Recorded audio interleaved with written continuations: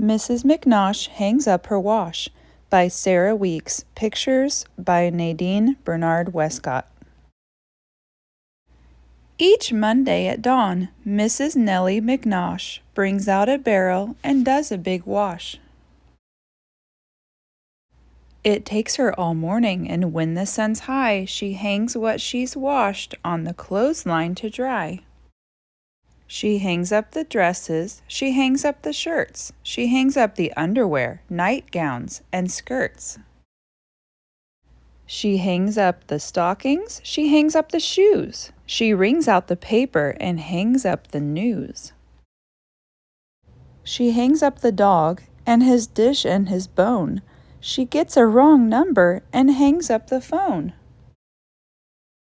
She hangs up a hat and an old wedding gown and 2 sleepy bats, which she hangs upside down.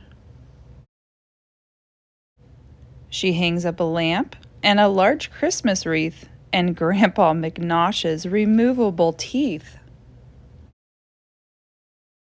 She hangs up a kite by the tip of its tail. The postman arrives and she hangs up the mail.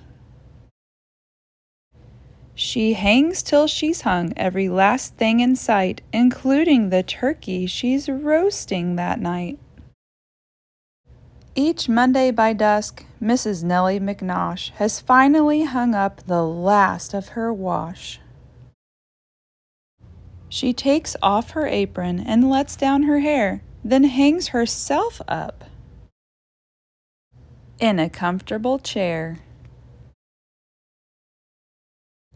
Thanks for listening to Mrs. McNosh Hangs Up Her Wash by Sarah Weeks and pictures by Nadine Bernard Westcott.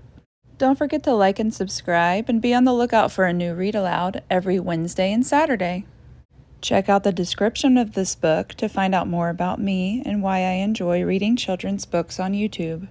There's also a link to where you can purchase this book. Support your authors.